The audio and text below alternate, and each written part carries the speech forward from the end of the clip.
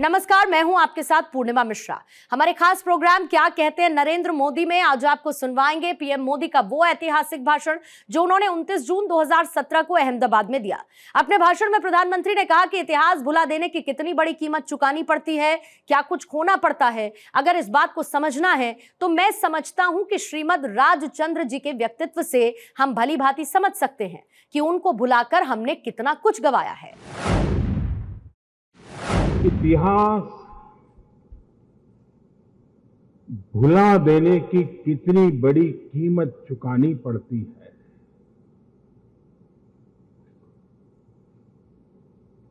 क्या कुछ खोना पड़ता है, क्या कुछ गंवाना पड़ता है। अगर इस बात को समझना है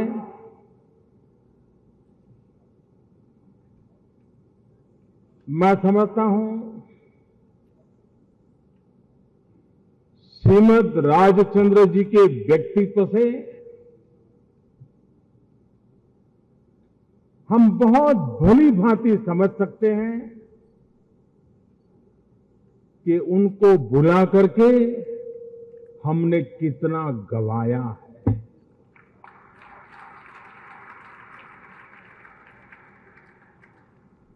क्या कुछ खोया है। और आज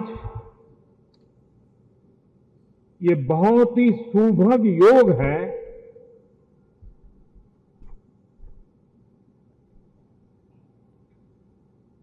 कि श्रीमद राजचंद्र जी पूज्य बापू उनको कविश्री के रूप में भी संबोधित करते थे।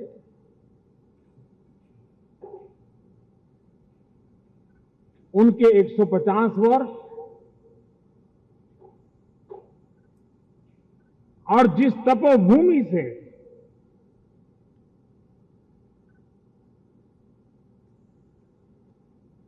सदियों की गुलामी के बाद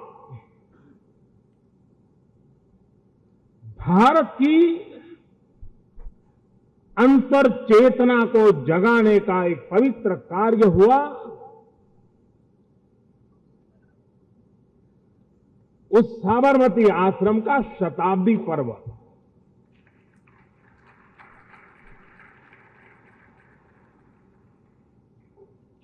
दो 2017 का साल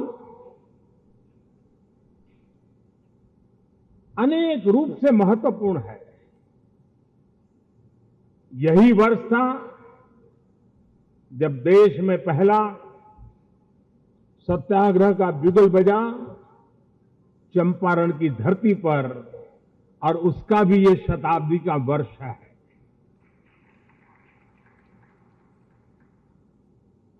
पूज्य बापू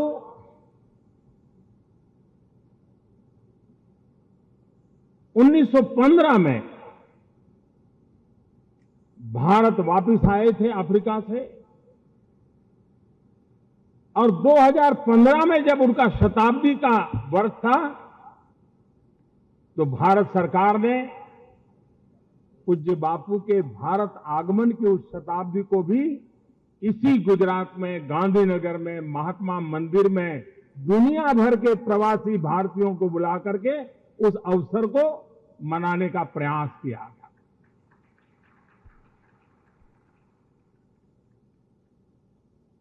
आज के इस कार्यक्रम से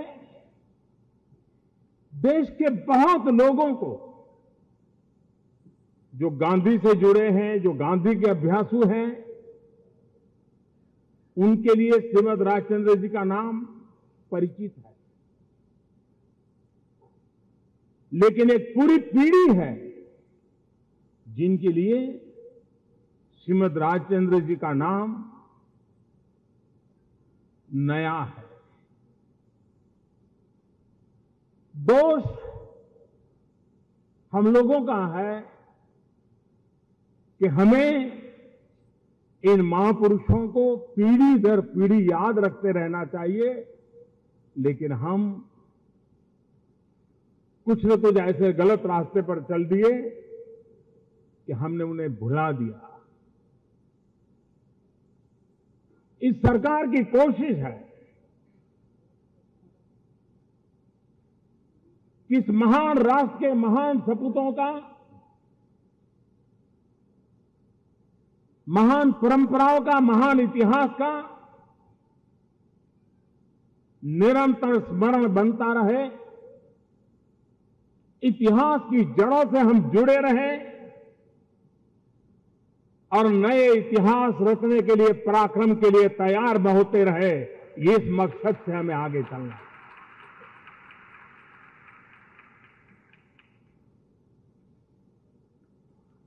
साबरमती आश्रम की शताब्दी, कभी कभी मुझे लगता है कि विश्व को जिस रूप में गांधी से परिचित करवाने की जरूरत है, आज के संकट से गुजर रही मानवता को गांधी से संबल मिल सकता है, राह मिल सकती है, लेकिन हम उसको नहीं कर पाए। अभी भी समय है, वरना मेरा तो मन करता है, मैं नहीं जानता हूं सारी इच्छाएं पूरी होती है, कहां होता है, लेकिन इच्छाएं करना भी तो कोई बुरा थोड़ा होता है।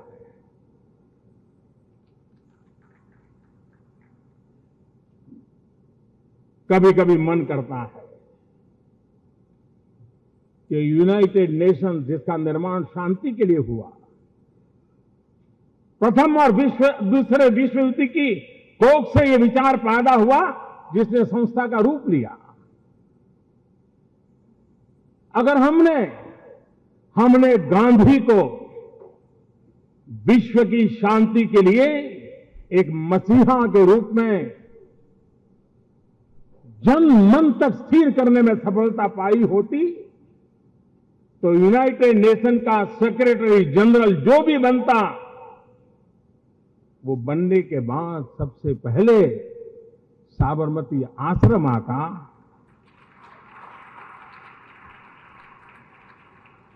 कुछ पल हृदय कुंज में बिताता और विश्व शांति के लिए यूनाइटेड नेशंस की उस धरती से क्या काम कर रहा है, उसकी प्रेरणा साबरमती के तट से बापू की तपोभूमि से लेकर के जाता।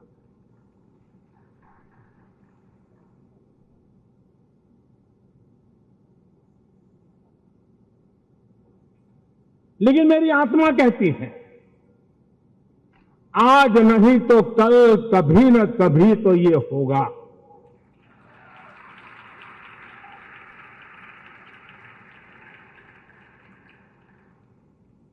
हमारे देश को हमने उस रूप में देखना चाहिए, उस सामर्थ्य को अनुभव करना चाहिए और विश्व को इस विशालता के साथ जोड़ने का अविरत प्रयास करते रहना चाहिए।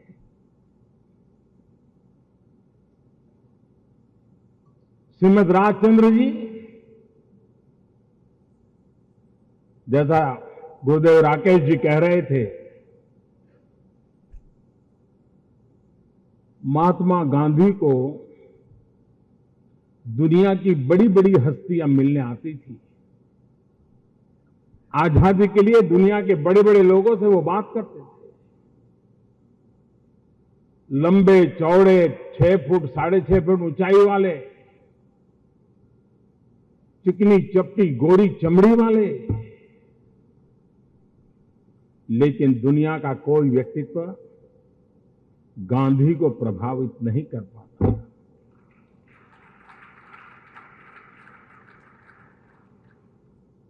और एक श्रीमद राजचंद्र जी, दुबला पतला, और वो भी एक व्यापारी, दुकान पे बैठ करके खरीद बिक्री करने वाला, सामान्य जीवन और सामान्य व्यक्तित्व।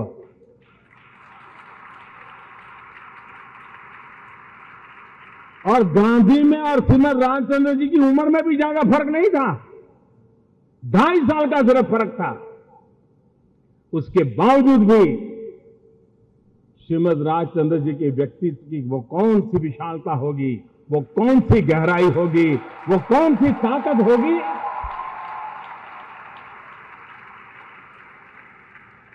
कि जिसने पूरे के पूरे गांधी को अपने में समेट लिया था।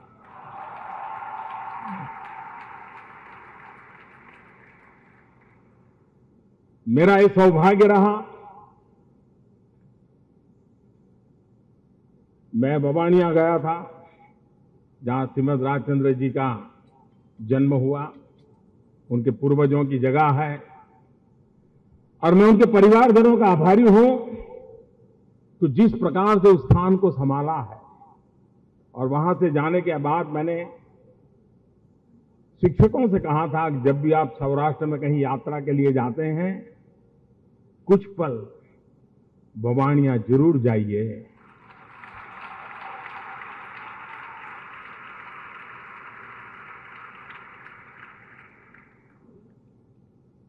हम मंदिर जाते हैं, एक अलग प्रकार के वाइब्रेशंस अनुभव करते हैं, एक अलग प्रकार की अनुभूति आती है। जो मैंने अनुभव किया था, मैं मानता हूं आपको भी वही अनुभव होगा। श्रीमद रामचंद्र जी के लिए जो स्थान बवानिया में बना हुआ है, मंदिर नहीं है,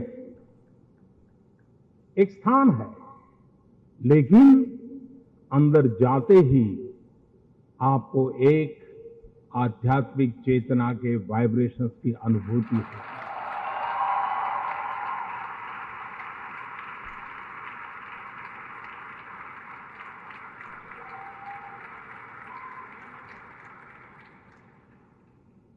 हमारे देश में पीएचडी अनेक विषयों पर होती है,